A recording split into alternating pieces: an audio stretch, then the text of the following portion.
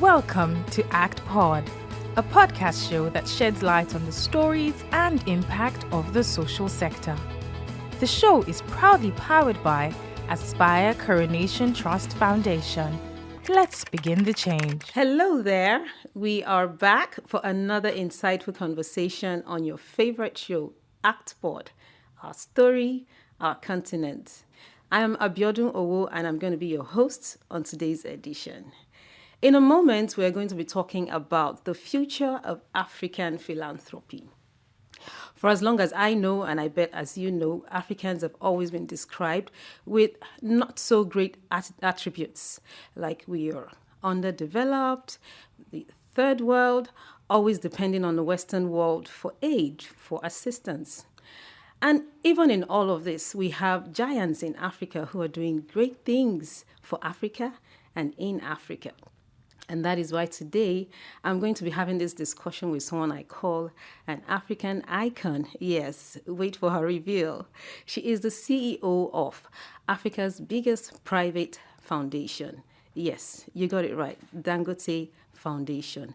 Please welcome Mrs. Zouera Youssoufou. Hello. Hello, ma'am. I'm literally dancing in my seat because I'm so honored and excited to have you here. Thank you for coming on the show. Thank you so much for having me. Yes, ma'am. So we start with, please tell us about yourself and how you got into the philanthropy space. Okay. Thank you so much. Again, this is a pleasure for me to be here today. So my name is Zouera Youssoufou, like you said. I'm from Niger Republic. And I spent different parts of my working career that ultimately led me to here. I started off working on private sector development issues in my country, in Niger. Then I went back to the US to get an MBA. Then I worked on Wall Street for a while, left because it felt very one-dimensional. There was only one bottom line, and that was making money, which was fine at the time. But ultimately, as a woman from Niger, it felt important for me to do something that was giving back to my people. And so I joined IFC, which is the private sector arm of the World Bank. I worked there for a while. And what I was doing there was working on the gender program that IFC was just starting. And the idea was, how do we support women entrepreneurs in Africa specifically, using the resources that IFC had? So I did that for a while. It was great. Then I joined the World Bank as a country manager, managed 3 countries in Africa, the relationship of the World Bank with 3 countries in Africa. And then I was hired into this job to run the Aliko Dangote Foundation. So really, that ultimate goal of making a difference in people's lives is what drew me to here. And I feel like my entire life experience has brought me to this now.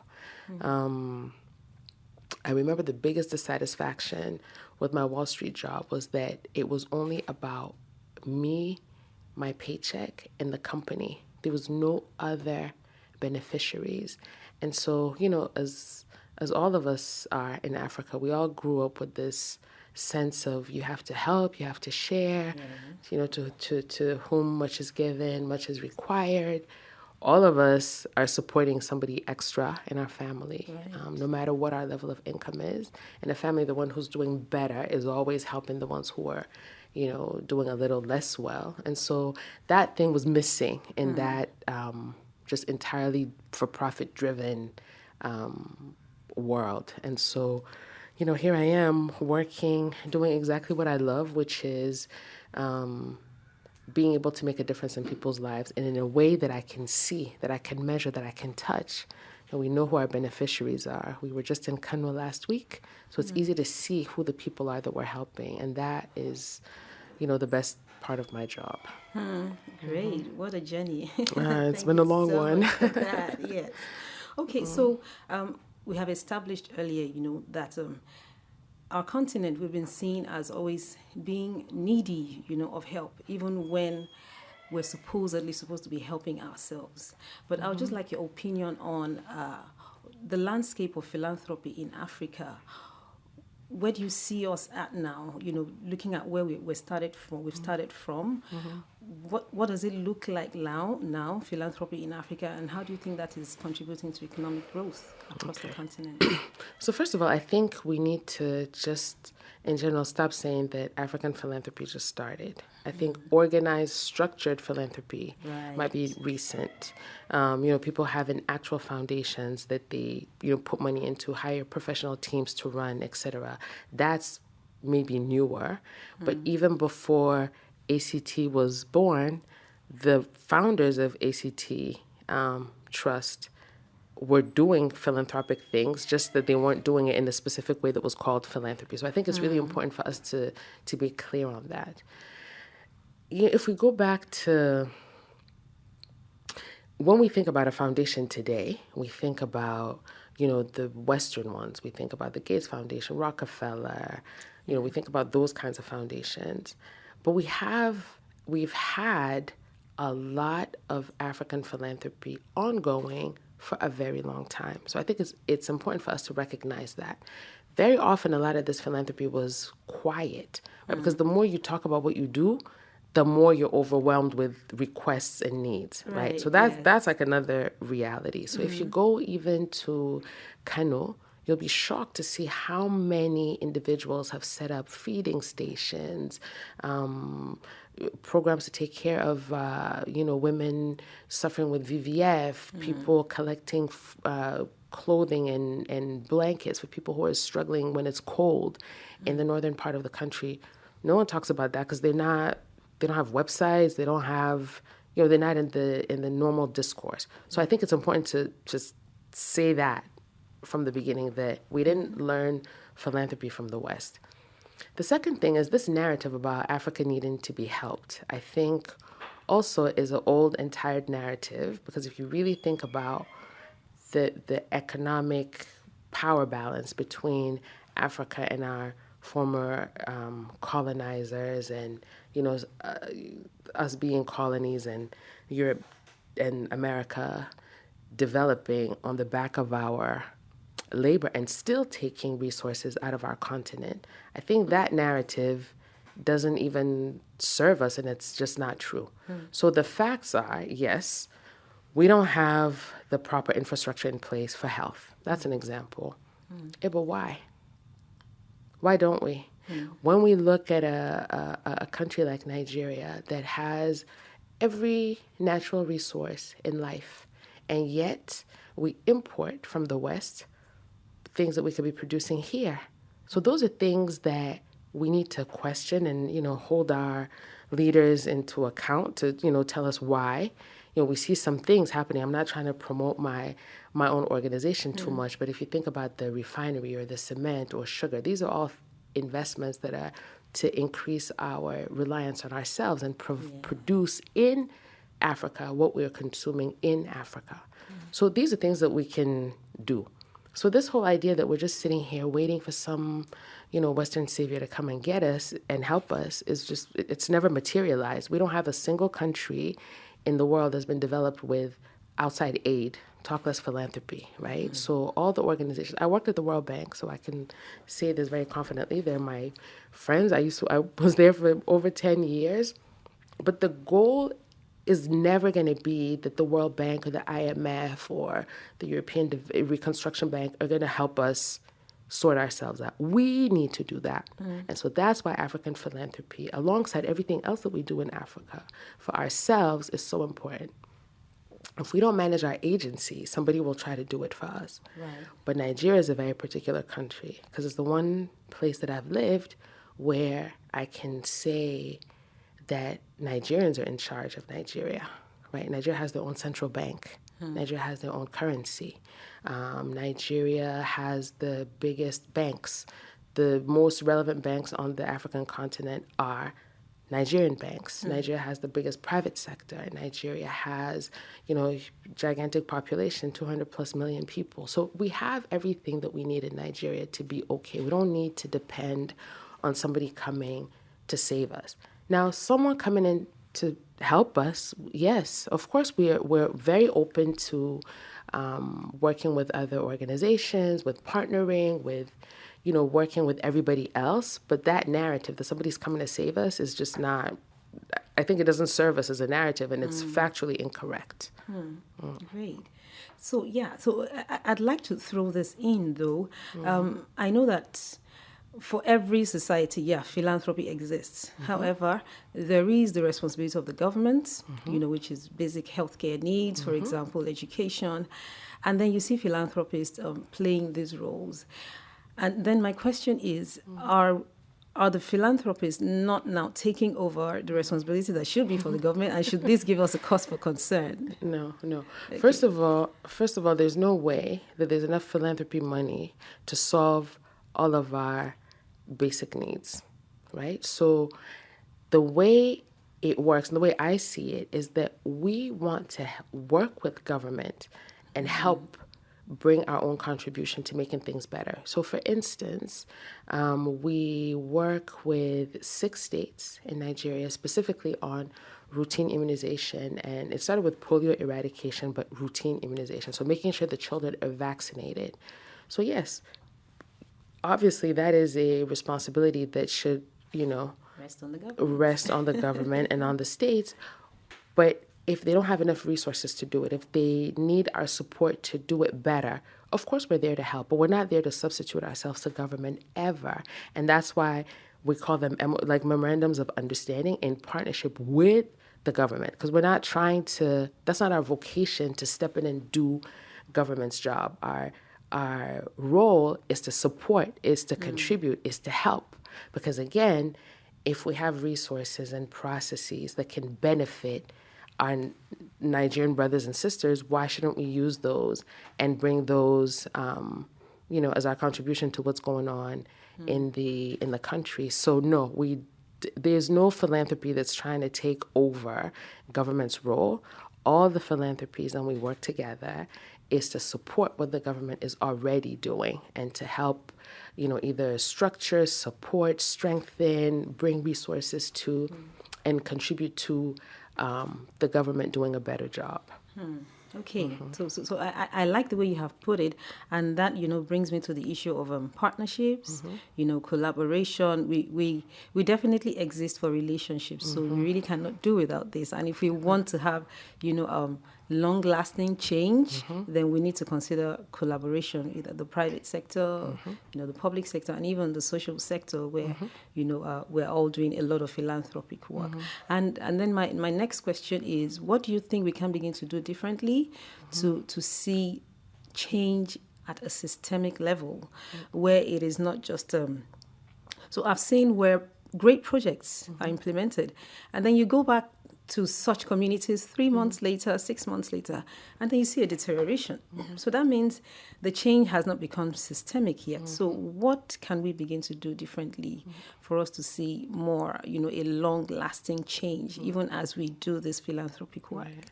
So that's a really good question, because what you're really asking about is sustainability. How do we make our investments sustainable?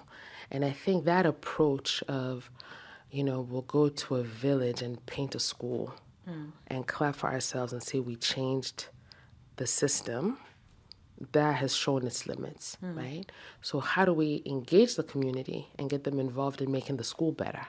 How do we involve the community and make sure that the work that we're doing in those communities is actually sustainable after we leave? I'll give you a very simple example. My colleague, Ikem, who's in the studio with us now, was just in Bichi last week. Bichi is a community in Kano State that was having a lot of issues with water.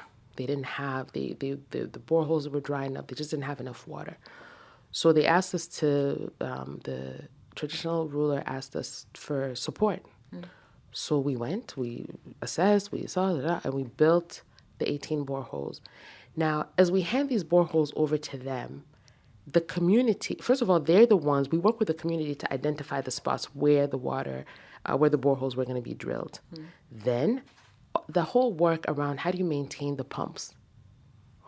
How are we going to make sure that the community is feeling responsible for these pumps? Because this is a gift that we gave them, and we're not going to be coming back every month to fix the pump. And so they have to be organized and know how to manage these pumps after we leave. And it's a joint effort. And so to me, if we're doing philanthropic projects, supporting communities without their input and their support and their connect, it won't last. Right. It'll last as long as, like, you just went and did a project and they're like, oh yeah, great. You take pictures, you promote yourself, you say you did it, and then you leave. That's it, then it's over. The minute something goes wrong with it, there's no ownership of that project. Right. So everything we do is in partnership with the community. We get the traditional rulers and leaders involved. We work with the emirs and the local religious and traditional rulers to make sure, and the neighborhood leaders, to make sure that they know what we're doing, they're okay with what we're doing, they're engaged with what we're doing. We don't ask them to contribute money per se, but we need their support to make our programs work. And I think that's where I've been seeing more actual results in what we do, whether it's the boreholes, like I said, or even building a primary healthcare center, or doing a nutrition program, which we've started a few months ago. If the community is involved and you have the traditional leaders and the religious leaders and everybody's on board with what you're doing, you're bringing the resources to help them solve a problem, but it's our problem to solve together. That's the way to keep it sustainable. Great. So if I'm correct, you're saying community involvement is very, very key. 100%. Exactly. So they should be your number one partner. You're not doing it for them, you're doing it with them. Yes, and that fosters ownership. Absolutely. When after you're long gone. Great. Okay. I want to talk quickly about the pandemic. In 2020, when it came, it caught us unawares. It did. And it revealed a couple of gaps in our system, our health infrastructure, our human resources, and all of that. But then Dangote Foundation played a significant role in the response to the crisis then. What insights did you get from that? Because I know that they're even warning us, ahead of another crisis to come. So what insights did you get from the coalition against COVID, which you led, and what can you tell us about how we can prepare better for uncertainties as they come? So that's another that was an amazing example of collaboration in almost in an unexpected way, because organizations that were meant to be competitors in the market were now collaborating, right? And so the two leaders of CACOVID, the two people who brought CACOVID together and created it, set it up, were Aliko Dangote and Herbert Wigwe, right? Access Bank. So I was the administrator. Osei Adile, your boss, the CEO of ACT, was my quote-unquote deputy. We were just in this thing together. So we had an Access Bank team, we had a Dangote Foundation team, and then all the different private sector companies that contributed to CACOVID also contributed staff and teams for us to really build out this private sector response to the crisis that was coming. The biggest lesson for me is that when a problem happens and affects all of us, people just jump into action and we really collaborate in a way that is selfless. And I think it was really amazing to see all the banks in Nigeria literally work hand in hand, contribute the same amount of money, and literally work as a team.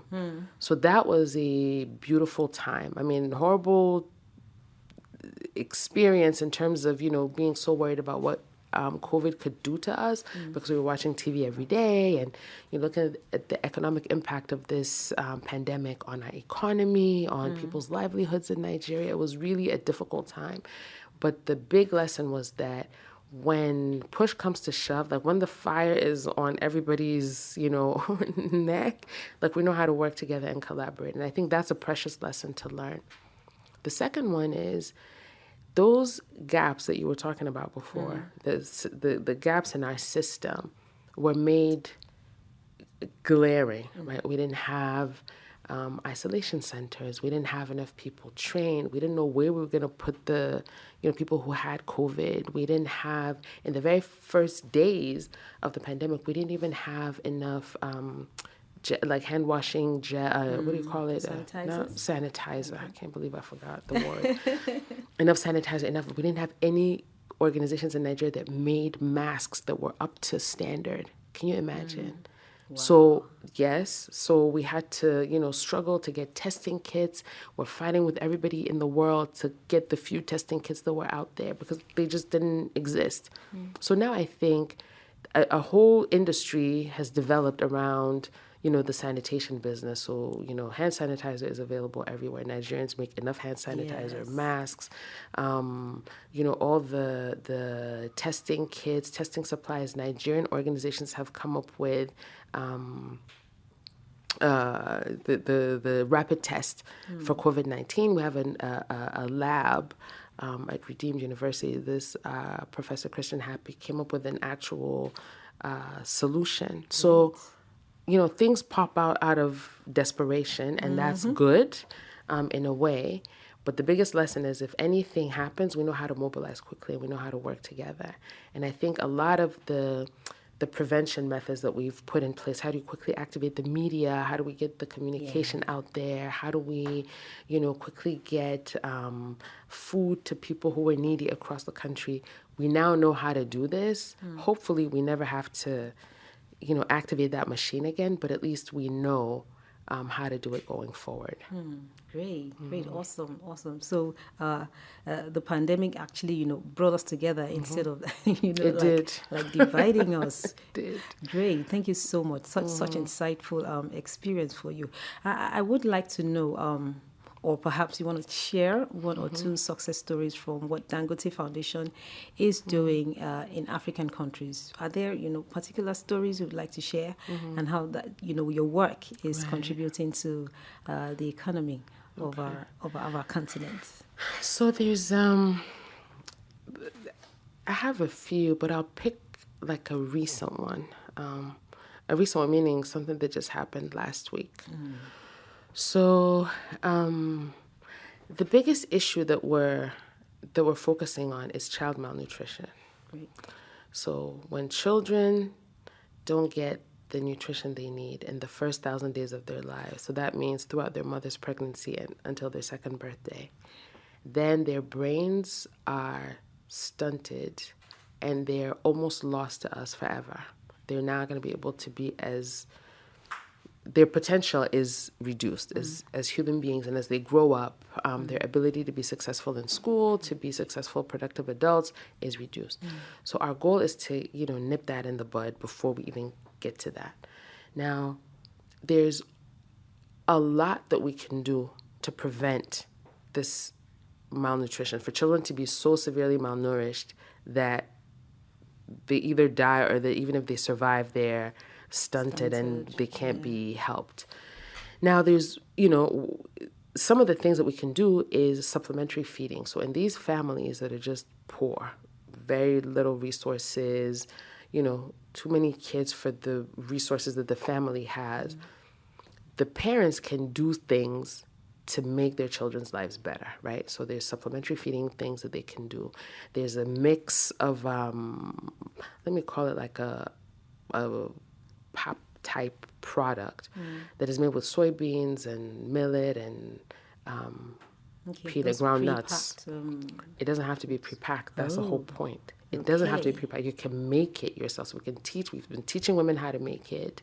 And then now the next step is, well, then how do they make a livelihood out of it? Now we've shown you how to do it. We've given you samples. We've done it for like a month, 2 months. You know what to do to feed your child. But now how do you sustain yourself going forward to do that? Because we can come and tell you, do like this, do like that. They're like, okay, yeah, great. But then how does she, exactly, how does she then do it?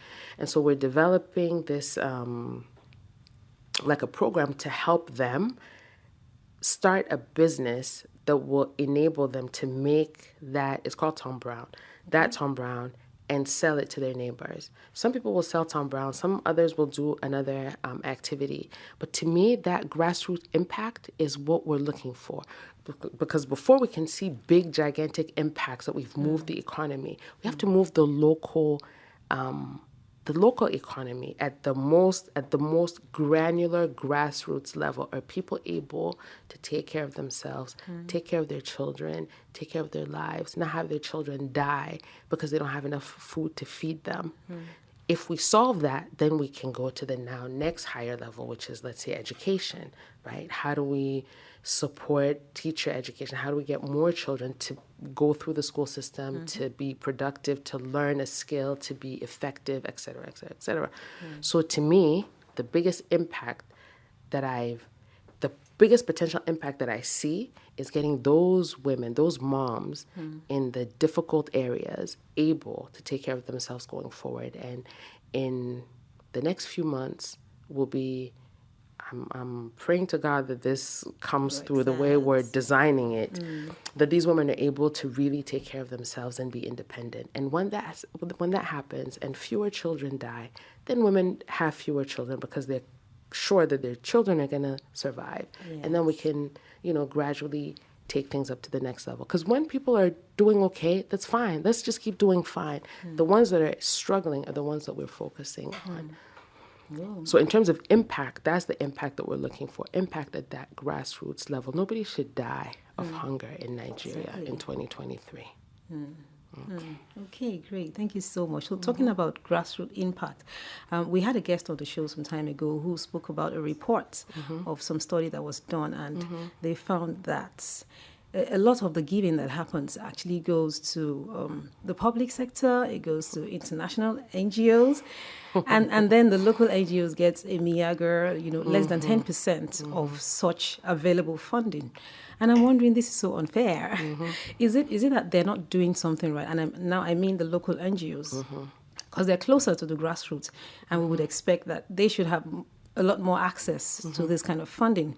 So what do you think is wrong there? What do you think is happening? Is it that they don't know how to access this funding, or what exactly is it? So it's a couple of things, but the first one is, let me just say it like this, the bias that comes with the giving in the first place, right? So, of course, if I'm a multi-billion-dollar organization based in Europe, and I'm looking for who I'm going to run my program through in a country, I'm looking for an organization that has a track record and credibility that I can trust, right? So being close to the people isn't enough of a qualification. What you need to demonstrate is that you can manage this money properly. Now, of course, there's bias towards a bigger organization that has a bigger track record, or even one of their own NGOs that are based here. That they would say, okay, you go manage the grant for us because we don't know, we don't understand what's going on at the grassroots level. So the responsibility of the smaller NGOs and the smaller grassroots organizations is to be organized, is to have a track record, is to have financials, is to have monitoring and evaluation results, is to have, meal plans, accountability and learning in addition to the M&E, and to be able to demonstrate that they can do it.